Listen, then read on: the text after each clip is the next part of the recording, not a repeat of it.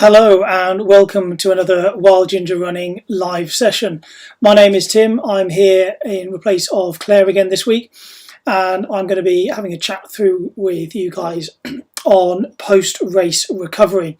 So for those I've not met before, as I say, my name's Tim. I'm a physiotherapist and an endurance coach.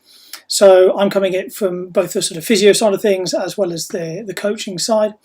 And if there's any other questions, come along. Welcome to another Wild Ginger Running live session. I told you. My name is Tim. I'm here in place of Claire again this week, and I'm going to be having a chat. Sorry, bear with me on this one while I'm getting feedback. Post-race recovery. So, for those I've not met before, as I say, my name's Tim. I'm a physiotherapist and an endurance coach. So, I'm coming in from. Oh dear, that was a good start, wasn't it? I had YouTube up in the background when I was checking out how this link was working. This is the second time I've done a YouTube live for Claire. So there you go, there's my first mistake. Excellent. So let's try and start that one again. Maybe Claire can edit this later for when it goes up on YouTube for later on. So yes, welcome to another Wild Ginger Running session with me, Tim. So yes, I was up racing in Northumberland doing the race to the castle, the Threshold Trail Series race, and sort of pushed myself quite hard and was pretty broken by the end of that race. So chatting with Claire and the idea of maybe talking about post-race recovery and how people can recover, because I know there's a lot of people who are now getting back into racing again. There's a lot of races that are starting to happen as maybe some of our restrictions are easing, and we're trying to cram in as much as possible. We've missed these races, and it's trying to get in as many of these events as our bodies can tolerate. But really the question is, how quickly can we then race again? How many of these races can we maybe do in quick succession, and maybe what are some of the strategies that we can put in place so that we don't completely destroy ourselves and you're in my clinic as a physio patient rather than a coaching client? So yes, we had this one question come in from I think it was Stephanie, saying, talking about recovery from, again, race to the castle. So did it over 2 days. And enjoyed it. We had horrendous weather. I say horrendous. It was rain, it was mist, it was wind. It wasn't great weather. You didn't get the views on day one, and then on the Sunday, for those who are doing it over 2 days, they had some better weather. But Stephanie's saying here that next ultra is the 3 locks, and was thinking about maybe taking 3 weeks rest before then restarting training. So is that enough rest, or is that maybe kind of too much? So let's kind of explore that one in a bit as well. This one from Becky is doing Race to the Stones, so that's coming up in a couple of weeks' time, and doing the day 2, the 50 kilometre, the second 50 kilometre, but then following up with that to then move on to do the Berlin Marathon at the end of September. So again, got to bounce back from a 50 kilometre race to then get ready for a marathon. And again, Emma here from the patrons team was racing in the Pyrenees at the weekend. So some good hills, some good elevation, but the quads are trashed from all those descending. So again, we can maybe have a think about some of the technique elements of downhill running and the impact on our quads and maybe recovering from that. Again, my quads on, Sunday particularly, but Monday as well, were pretty trashed. And yet there weren't really that many hills relatively on Race to the Castle. So we can still get pretty slammed on flatter courses as well. I think for me, it was just there was more road side of things. So let's go back to that first question, which is, how much time do we need to recover after a race before we can then think about training again? It does depend somewhat on, again, the sort of intensity that you've raced at and what your experience is. So there is an old saying that for every mile you've raced, you need a day's recovery. And that stands up to a certain extent. But of course, if we're doing sort of ultra marathons, these long races, well, you'd never be training because you're completely resting until your next race comes along. So that doesn't quite add up. I think when we're talking about shorter distance races, so our sort of 10Ks, half marathons, maybe up to the marathon, we can fairly well predict how much recovery time we're going to need. I've worked with Olympic marathon runners who, after a key major event, so maybe one of the world majors, whether it's Commonwealth Games, Olympic Games, after those races, they will then schedule 2 weeks of no running at all, and then they'll restart the training. But they are absolutely burying themselves over that distance. And whether that full 2 weeks off is actually a good thing or not is maybe debatable. But some of that is psychology, some of it's emotional. You've just invested a huge amount of time into a particular race, and you need to then reinvest that time elsewhere with your loved ones, your family, your friends, as well as just mentally decompressing from that race. Again, with the ultra marathons and the trail marathons, what I find with my athletes and with myself is that every race is different. I've raced 100k and within a few days I'm back out training again. This week I'm feeling good today, Wednesday, but I'm not planning on running this week. I'm just riding my bike most days this week. And that's just going to keep my legs ticking over, but without that additional stress. If you've pushed yourself to the limit and you've given yourself a lot of cardiac stress, then your heart muscle might need a lot longer to recover. Your nervous system might need a lot longer to recover. Your hormonal system might need a lot longer to recover. I've certainly had races, less duration than what I did at the weekend, and yet I've taken months to recover, just due to maybe severe dehydration in that race. And other times you feel like you're coming back, you feel like you can get back to training, and then that injury happens. So a good rule of thumb is when you think you're ready to start training again, wait a bit longer, give it another day or two, and just check that you are actually feeling good and you are ready to go again.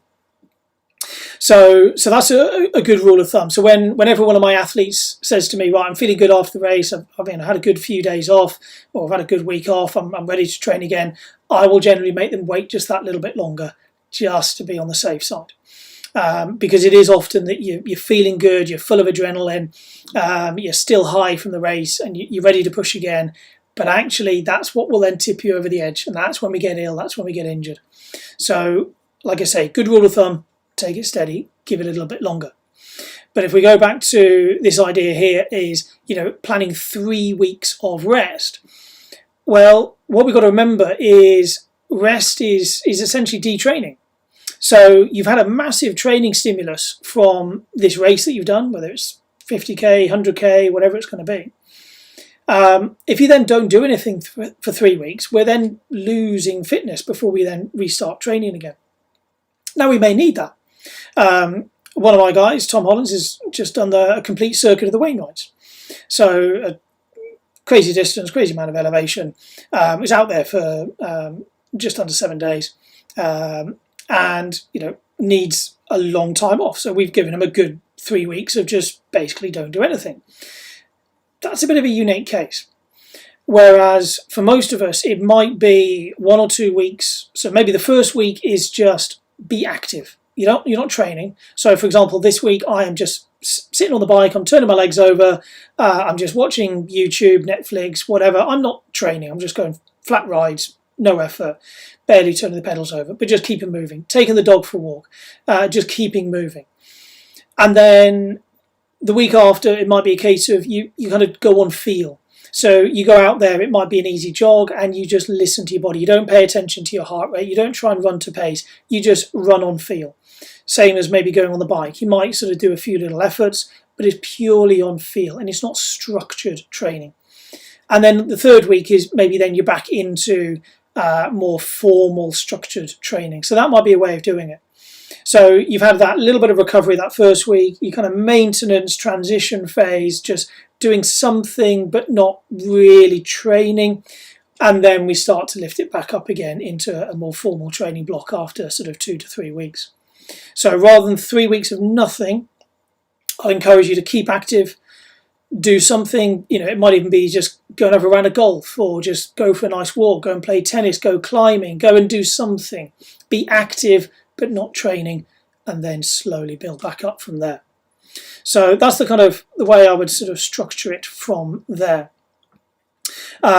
So again, if we're then thinking about sort of transitioning from that 50k back into the racing the marathon, so sort of 42k, then it's thinking about you've had that sort of transition period and then slotting back into a more formal marathon phase, and picking up essentially where your training plan would take you through to that marathon at the end of it. So however many weeks that's going to be, it's going to be what, about a sort of end of September. That's going to be, if I do the maths in my head, sort of maybe 9 weeks of training. So a couple of cycles of maybe 3 weeks build, off, 3 week build, taper, and into the race from there. So that might be a good way of doing it.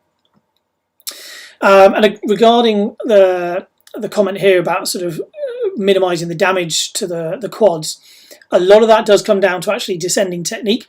So making sure what you're not doing is braking too much on those downhills. So not leaning back, not slamming your heels into the descents, building up that confidence to lean forward, pick your feet up and just spin those legs super quick.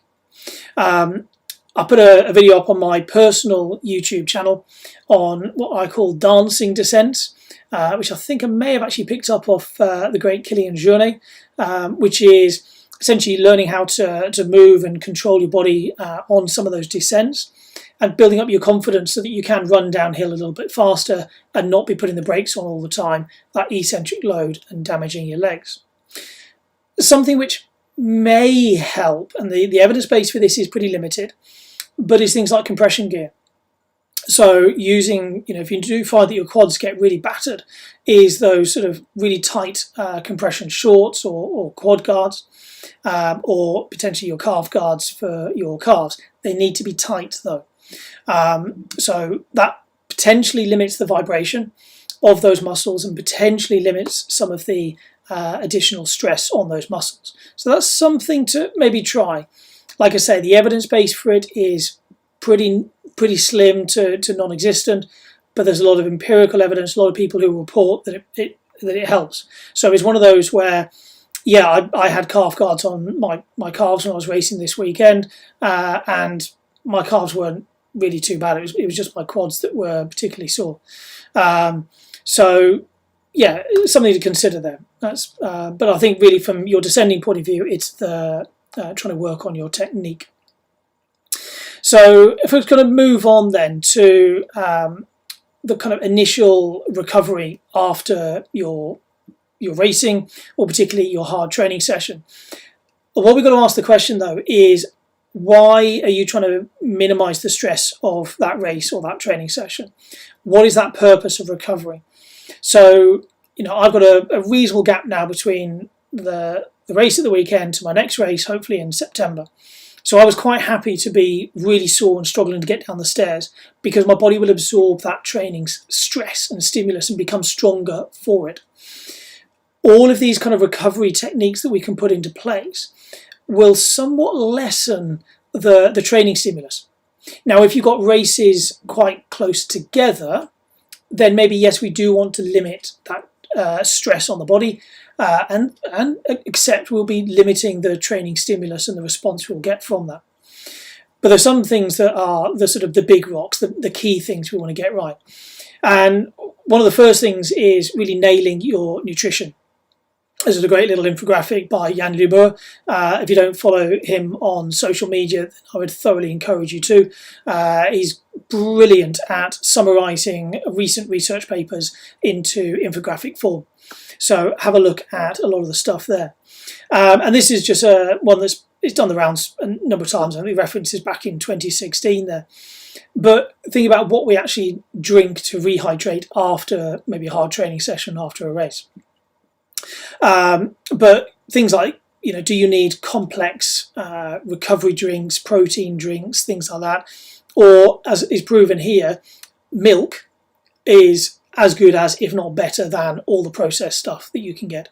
So provided you're not vegan, finishing a race, finishing a training session, pint of milk, going to make a big difference to your rehydration, and you're getting a bit of protein in there at the same time.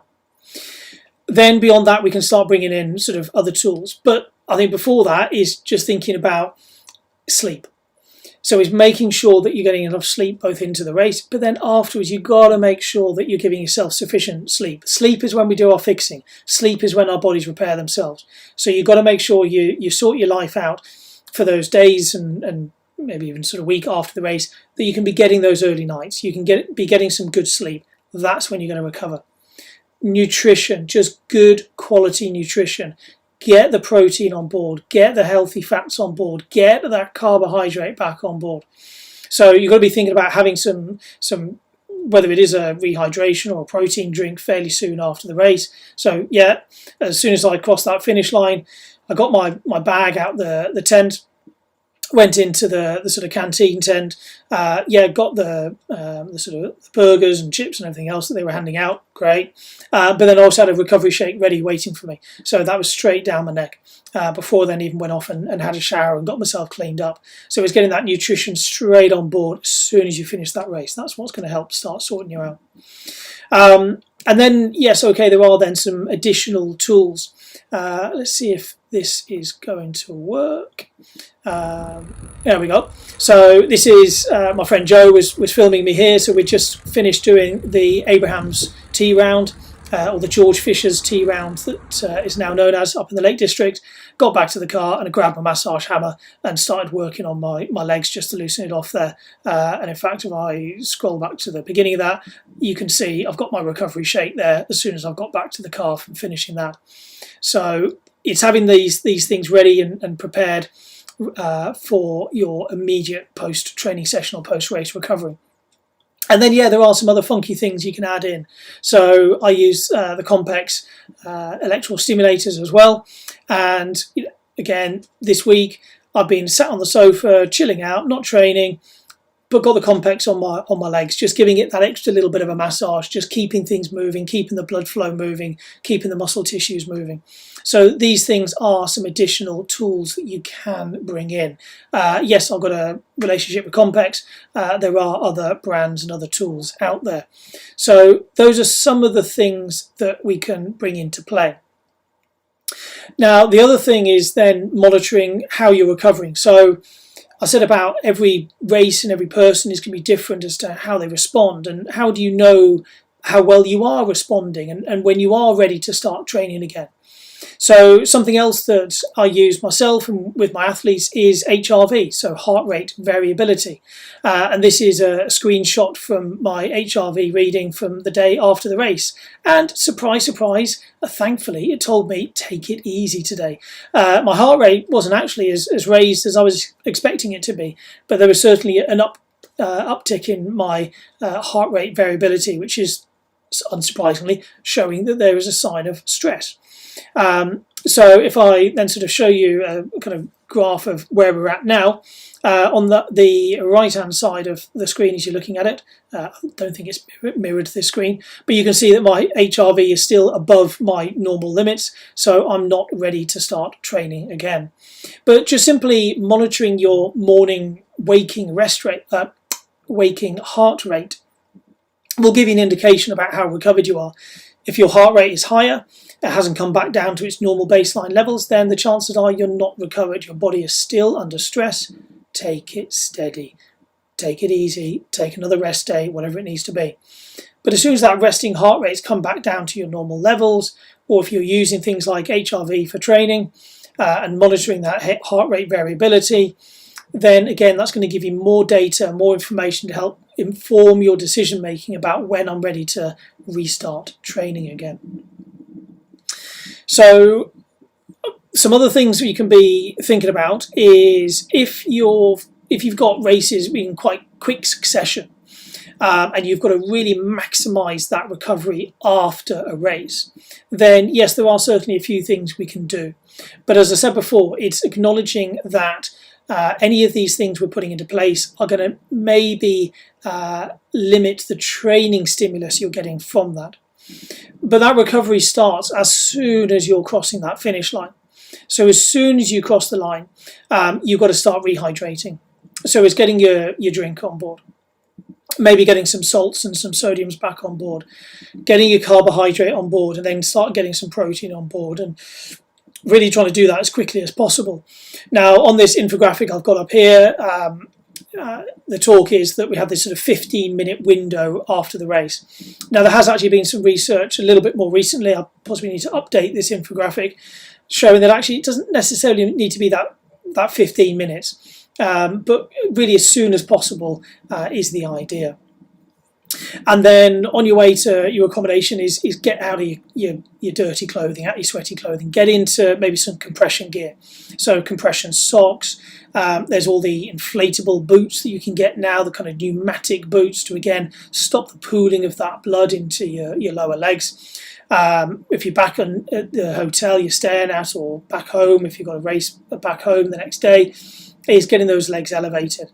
And this is where other things like the sort of complex can come into play, just to keep that circulation going, keep the tissues moving without causing too much stress. And then you're getting into your dinner, then you get your main meal back in. And again, it's avoiding things like going for the alcohol, the beers, the wines, things like that, because that is going to interrupt your sleep, and it's the sleep which is crucial for that recovery. Then we can bring in things like cold. So do you take a cold bath? Doesn't have to be an ice bath. For this kind of recovery, which is more of a neural recovery, then it just needs to be water which is maybe around sort of 15 degrees-ish, or it could even just be a very cold shower and just put the cold water on your legs. So you don't need to subject yourself to an ice bath. You're just being cruel to yourself for the sake of it. Just a cold bath is enough just to calm that nervous system down. It's not doing anything to inflammation. The old idea was that it would be reducing the inflammation in the muscles. That doesn't really happen. But it does definitely just calm that nervous system down, which makes your legs feel better. And if they feel better, then you'll feel better the next day. Then it's also worth doing some mindfulness, some meditation techniques. Just calm the brain down as well. So, you've been hyped up for that race. You need to bring yourself back down again. And that will then help you get the quality sleep that you need to help you with your recovery. Some other things to consider is with sort of high stress from racing, there is then a knock-on effect in terms of potential infections and getting ill, sort of upper respiratory infections, things like that. And it has been shown that sort of things like tart cherry juice can reduce that risk of picking up an infection. So, the reducing that sort of systemic inflammation through those type of techniques, that might be beneficial. So that's something else just to consider. And then something else which I give my athletes is a bit of a kind of menu, because we've all got our sort of favourite ways of really trying to improve that recovery. And it's just how much time you can really allocate to it. So this is a kind of recovery menu that you can pick certain things from. They're going to work for you and will build up to overall give you a good score. So we're aiming about 150 points here, which will improve your overall recovery. And the big one up there is sleep. Sleeping at least 8 hours a night. Nail that one and you're a third of the way there already. If you can get an extra power nap in the middle of the day, then again, that will also help massively. So, the main one is just nail that sleep. It's not complicated. You don't need to get all the fancy tools. If you get the sleep right, you get the nutrition right, you're most of the way there. Then it's just keep moving. So don't just sit still. Don't just seize up. So the earlier comment there regarding, do I just rest for a few weeks? No, keep moving. Keep those muscles moving. You might not like it in those first few minutes, the first 5-10 minutes of doing something, but you'll feel a lot better for it later on.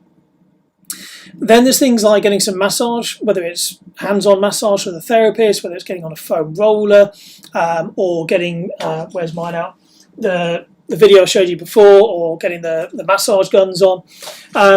It's all just kind of calming that nervous system down, getting those muscles moving, getting the tissues moving. Again, there's nothing majorly fancy and special, but it does make a difference.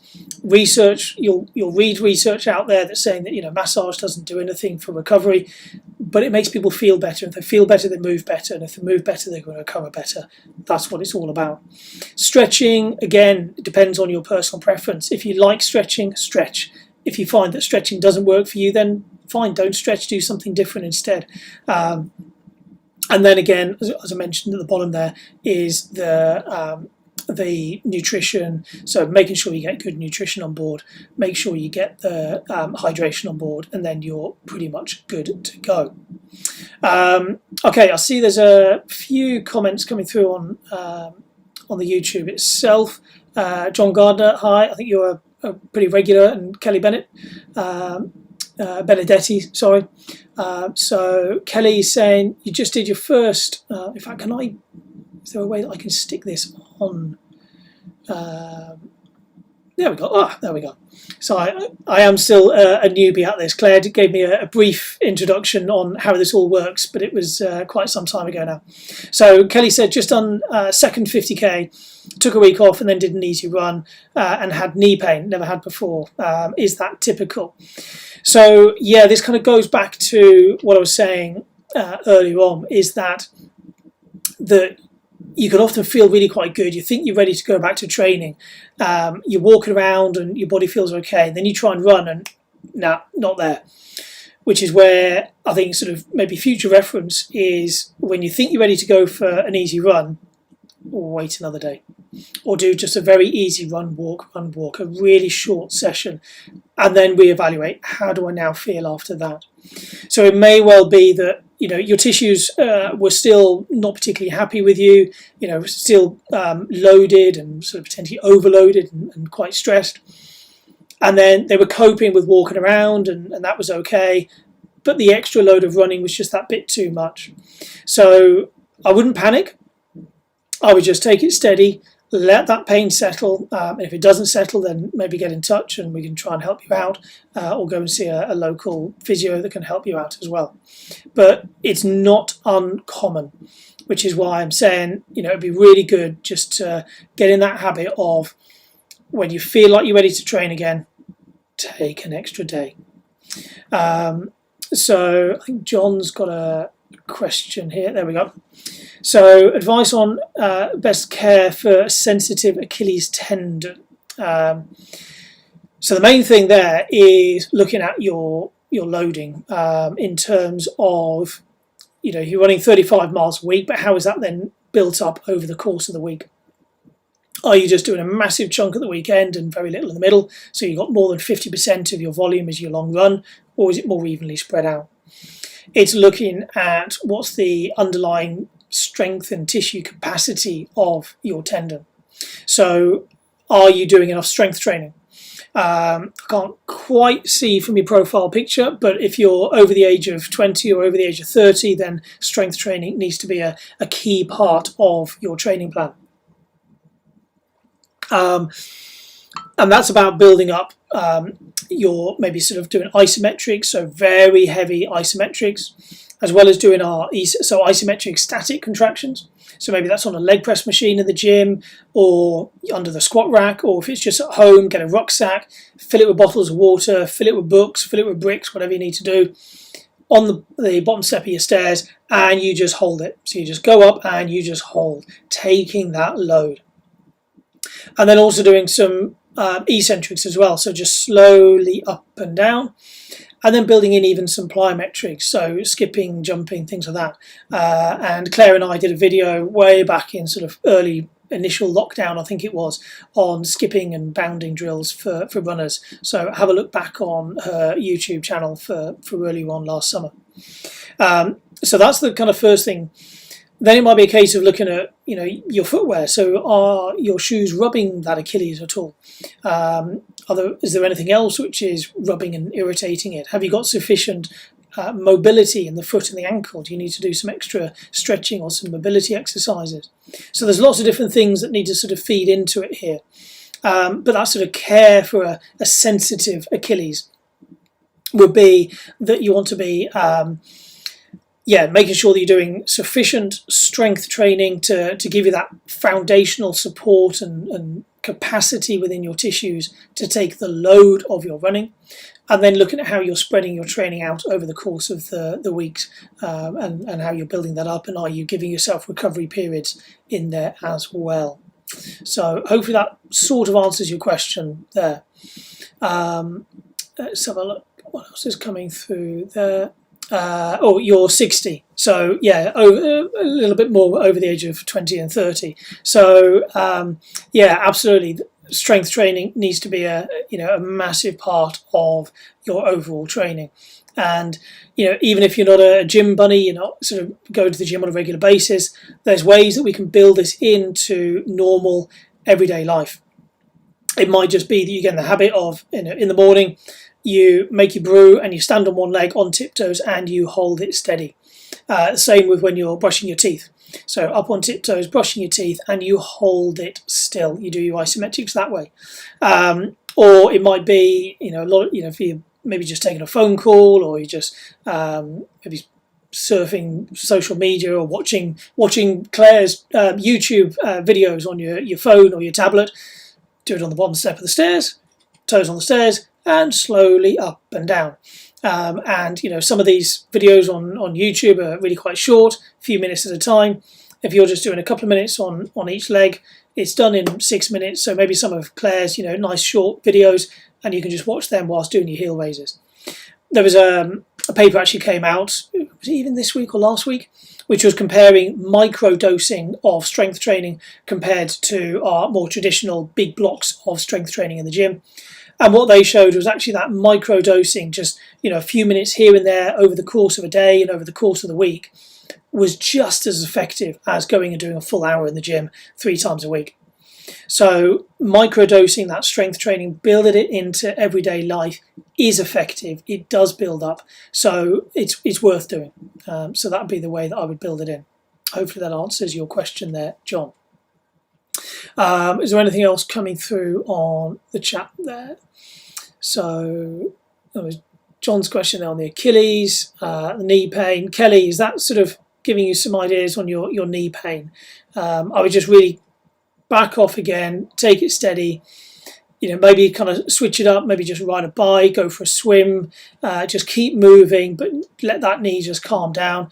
If it feels okay starting to just go out and do some walks, then maybe go and do some run walks and just start to slowly build it back in. It might be walk for a few minutes, run for a minute, walk for a few minutes, run for a minute. Do that for half an hour or so. Knee feels okay. You build it up and run for a few minutes, walk for a bit, run for 2 minutes, walk for a bit.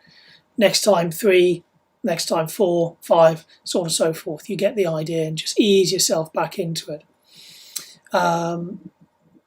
John's asking who was the author of the paper. The strength paper. No, it wasn't Keith. Oh, was it Keith Barr? Oh, you're testing me now. I'm going to have to come back and put something in the YouTube comments later on just to back that up. I'm not going to disappear off and try and do a quick Google search whilst we're live. But yeah, okay.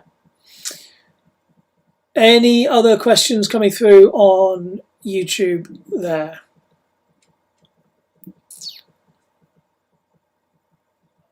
No, okay.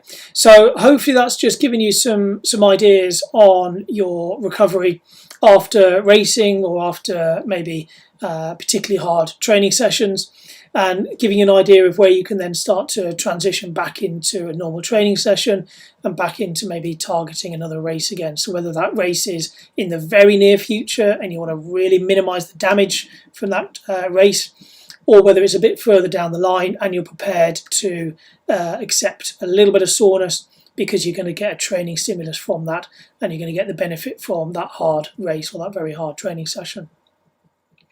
Okay, thanks very much, guys. I think there's a few product reviews that I've done for Claire that are in the pipeline, so they should be coming out in the not too distant future. I know there's more of these live sessions with Vicky and Marcus and Jen, so keep an eye out for those. If you want to ask me any questions, you can get me either via the Patreon group on Facebook, or you can contact me direct. My social media handles at the top there, so Instagram's the easiest one to find me on, or yes, you can follow me on Strava. Okay, thanks very much, guys. Have a good evening, and I'll see you next time. See you later.